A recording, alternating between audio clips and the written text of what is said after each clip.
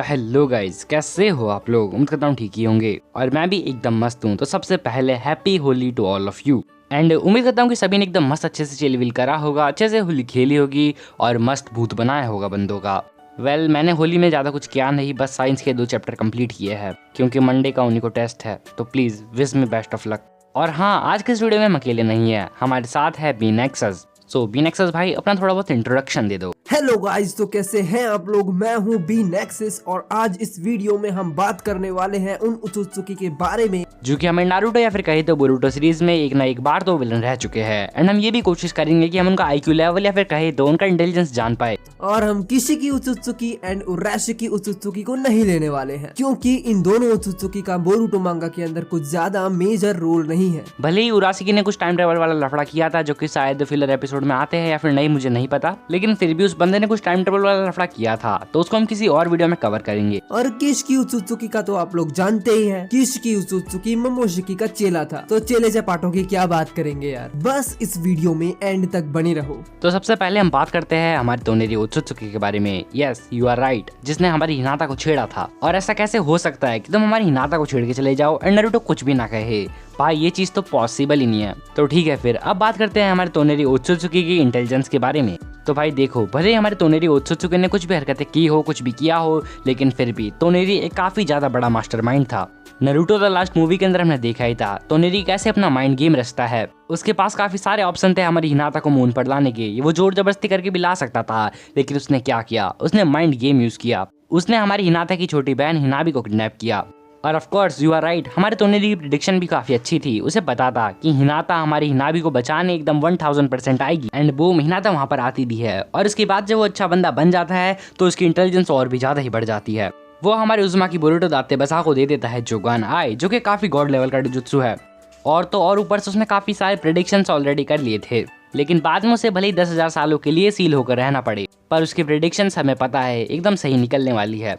तो आसान भाषा में कहे तो हमारे तोनेरी उत्सुकी ने प्रोबेबिलिटी चैप्टर काफी अच्छे से पढ़ा है एंड उसको प्रेडिक्शन करना काफी अच्छे से आता है। तो ओवरऑल हमारा तोनेरी उत्सुकी काफी इंटेलिजेंट है। अब बात करते हैं हमारे अगले उत्सुकी यानी कि कागुया उत्सुकी के बारे में। अगर हम कागुया उत्सुकी के आईक्यू लेवल की बात करें, कागुया की आईक्यू लेवल कुछ खास तो नहीं है, क्योंकि अगर शुरुआत से बात की जाए तो कागुया धोखेबाजी पे ज्यादा चलती है। जिस वक्त से इशिकी के साथ कागुया ने अपना मिशन स्टार्ट किया होगा, उसी टाइम से कागुया के मन में ये बात चल रही होगी कि इशिकी मुझे अर्थ पे जाकर टेंटेल को सेक्रीफाइस कर देगा। और ये सब सोचकर कागुया की फटके 4 से 64 हो गई होगी। सो सडनली कागुया ने एक प्लान बनाया होगा, जिसके दम पे कागुया ने इशिकी को बिट्रे किया और कागुया अपने प्लान में सक्सेस हो गई। इतनी समझदारी तो हर कोई दिखा लेता है, मरता क्या ना करता।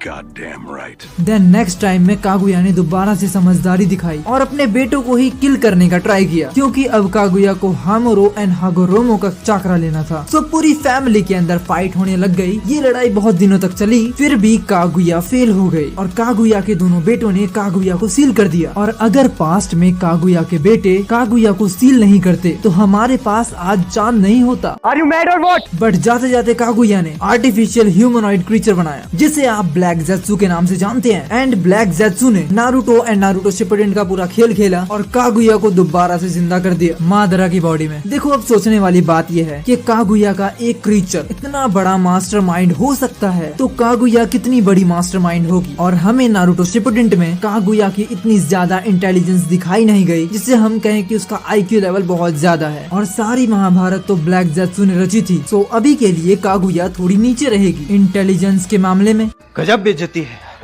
तो ठीक है, अब हम बात करते हैं मेरे मोस्ट फेवरेट उत्सुकी यानी कि मोमोटिकी सेनपाई के बारे में। सो कोई भी अगर हमारे मोमोटिकी सेनपाई को कमजोर कहे तो मैं मानता हूँ, कोई बात नहीं, लेकिन अगर कोई भी हमारे मोमोटिकी सेनपाई को पागल या फिर कहे तो दिमाग से पैदल कहे तो ये चीज मैं नहीं मानता, क्योंकि मोमोटिकी सेनपाई एक काफी ज्यादा इंटेलिजेंट बीइंग है। क्योंकि जितने भी प्लान हमारा मोमोटिकी सेनपाई इंस्टेंट में बनाता था वो एकदम सारे सही निकलते थे। जैसे कि सबसे बड़ा प्लान हमारे कागुया वाला।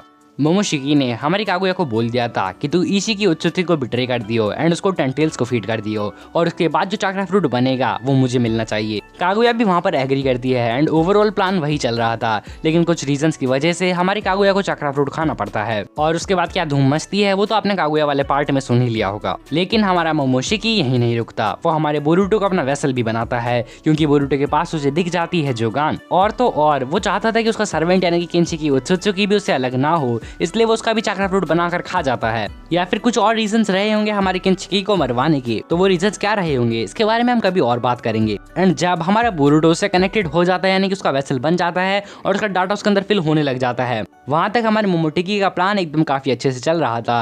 लेकिन उसके बाद भी जब हमारे मोमोटिकी को लगता है कि अगर ऐसे चलता रहा तो बोरुटो का जोगान या फिर कहीं तो स्पेशल टेक्निक चली जाएगी, तो उसने हमारे बोरुटो को मरवाने तक की प्लानिंग काफी अच्छे से रच दी, या फिर कहीं तो मरवाने तक का रिस्क काफी अच्छे से लिया, ताकि हमारा मोमोटिकी सेनपाई उसके बच्चे कुछ डाटा को काफी अच्छे से यूटिलाइज कर सके एंड बोरुटो का जोगान या फिर कहीं तो स्पेशल टेक्निक भी ना जाए। और अगर आप इस टॉपिक को काफी अच्छे से जानना चाहते हो तो आप हमारे आई बटन वाली वीडियो देख सकते हो, जो कि काफी अच्छी है। तो ओवरऑल कही तो हमारा मोमोटिकी सेनपाई भी काफी ज्यादा ही ऑसम है और इंटेलिजेंट भी है।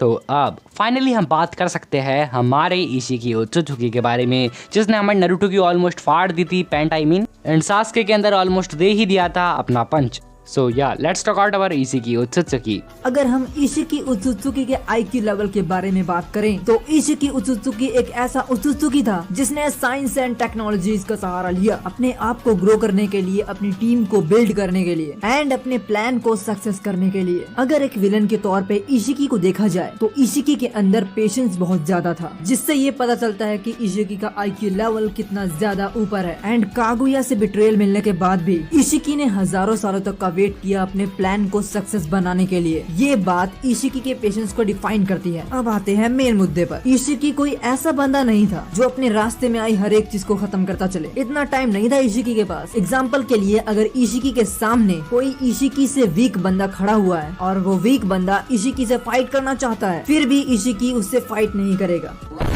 क्योंकि ऐसा करने से इशिकी का टाइम जाएगा, उसका टाइम लूज होगा। और तुम्हें याद होगा जब फर्स्ट टाइम कावाकी के फादर के पास इशिकी जाता है तो इशिकी कावाकी के फादर को किल करके भी कावाकी को वहाँ से आसानी से ले जा सकता था, लेकिन इशिकी ने ऐसा कुछ नहीं किया, क्योंकि इशिकी कावाकी के फादर के बारे में जानता था। कावाकी एंड कावाकी के फादर के बारे में इशिकी फुल इन्फॉर्मेशन लेके आया था। इशिकी को ये पता था कि वो बंदा पैसों से पिघलेगा। दूसरा, इशिकी को लगा होगा अगर मैं कावाकी के फादर को कावाकी के सामने विलन बना दूंगा तो कावाकी मेरे साथ आसानी से चलने को राजी हो जाएगा। इसलिए जब कावाकी का फादर कावाकी को सर पे बोतल मारता है तब इशिकी कुछ नहीं कहता। इस कहानी में हुआ तो बिल्कुल वैसा ही जैसा इशिकी चाहता था, बट जैसा इशिकी ने चाहा था उसका शायद 80% ही हुआ होगा, क्योंकि इशिकी के साथ जाने में कावाकी डर रहा था और तुम उसके फेस पे साफ साफ देख सकते हो उसका डर। इशिकी ने पॉलिटिकली कावाकी को आसानी से पा लिया अपना न्यू वेसल बनाने के लिए। अब तुम्हारे मन में एक क्वेश्चन आ रहा होगा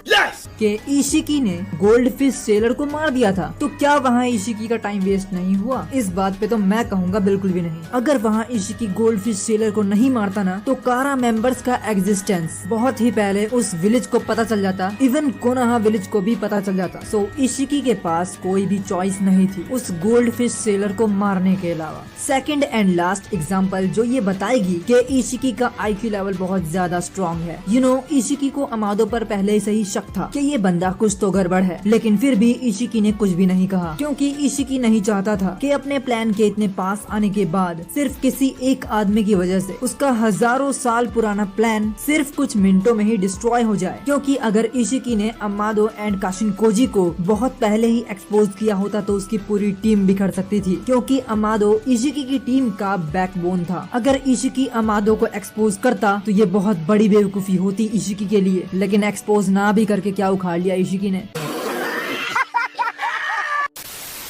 okay guys, that's all for today. तो मिलते हैं किसी और अमेजिंग वीडियो में। वेल ब्रो, इस कोलैबोरेशन वीडियो में बुलाने के लिए थैंक्स। तो ठीक है, फिर ये वीडियो यहीं पे खत्म होता है, लेकिन अभी बात करते हैं कंक्लूजन की कि कौन ओत्सुत्सुकी कितना स्मार्ट है। तो अब मैं खुद अपनी मर्जी से बताऊंगा तो कमेंट सेक्शन में काफी लड़ाई चलने वाली है, तो इसलिए मैं चाहूंगा कि सभी के सभी अपना ओपिनियन कमेंट करके बताएं।